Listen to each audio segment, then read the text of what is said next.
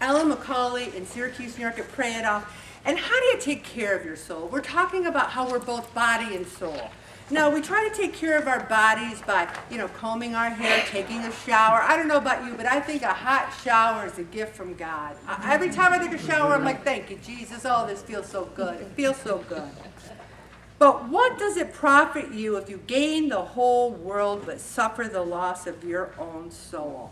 So what does it mean to lose your soul in this world? How can a soul be lost?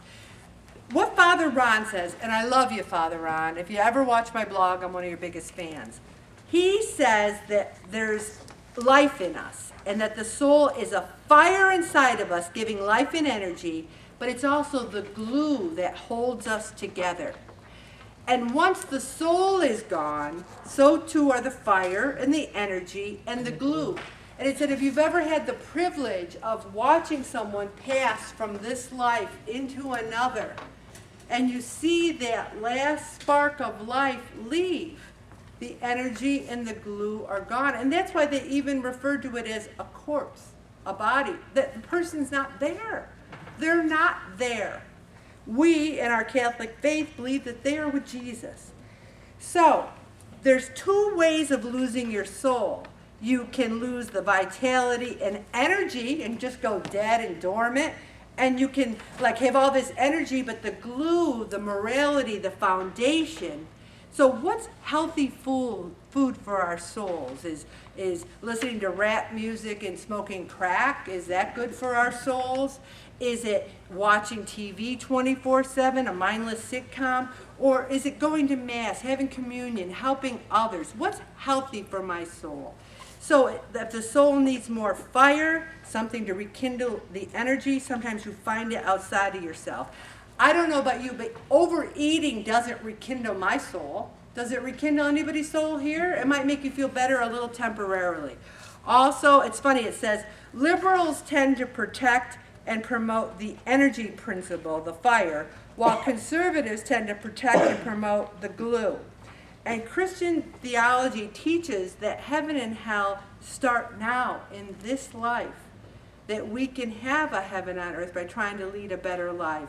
We can lose our souls by not having enough fire, or we can lose them by not having enough glue. I want you guys to think about that when you have your small group. And then again, I talked about the different topic ideas that people gave me. One person said, can music help me burn some of this fat? Now the first thing you think of is you put on some rock and roll, you put on some Beyonce. If you like it, then you should have put a ring on it. That's one of my favorites. But this article says classical music. Music can not only improve your overall health, it can also help you lose weight.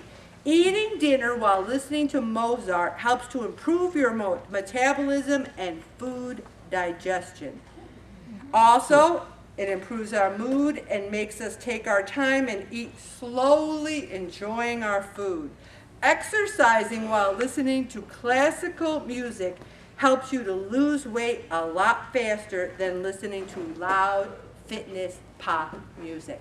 Now, many people ever see someone, they go into a hotel room and the first thing they do is put on the TV. Boom, TV's on, sound. And it's like, whoa. And it's like so many people have loud music, just that's part of what they do. The other day I went to a meeting with someone and she said, I'll drive. I was in the front seat with her. Someone was in the back seat. She turns on her car and the music's blaring. Like, you know how sometimes you go to work? I don't. I pray on the way to work. But sometimes people blast the tunes. So I'm thinking, oh, wow.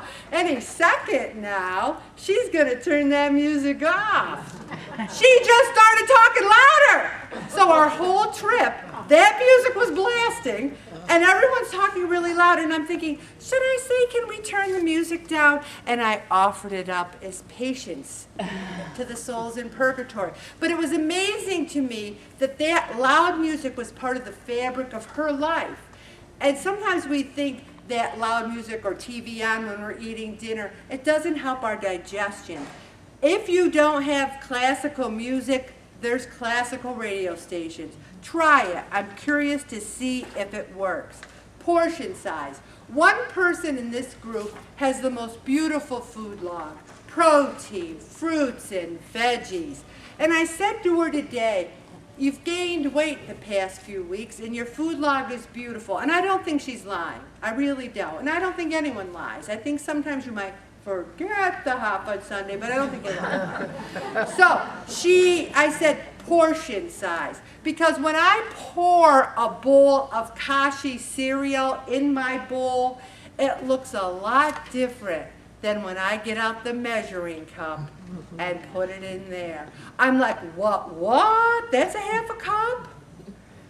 If you are eating the right things and you're not losing, get out a measuring cup, get out some teaspoons and tablespoons, and try to see. Fruit is good, but are you having 10 pieces? Are you having an apple and a banana and this and that and this and that? Even, there's calories in, even good food. It says fruits or vegetable is the size of your fist. I don't know about you, but some of the Honeycrisp apples I ate were like that, you know? Pasta is about the size of 1 scoop of ice cream. And I'm talking a normal person's scoop. We used to call it, you want a McCauley piece or a regular piece of cake? That's what we'd have it. So, meat, fish, or poultry is the size of a deck of cards. Think about these things. Potato, the size of a mouse. Steamed rice is the size of a cupcake wrapper. Have you ever saw a cupcake wrapper? It's like this little silver thing that goes over the cupcake. I know you've seen cupcake wrappers. Cheese is a pair of dice. I mean, we're saying, I just had cheese. I mean, you can have a block of cheese that big. Look at your portion sizes. And there's so many times we have too much of good things, even skinny cows.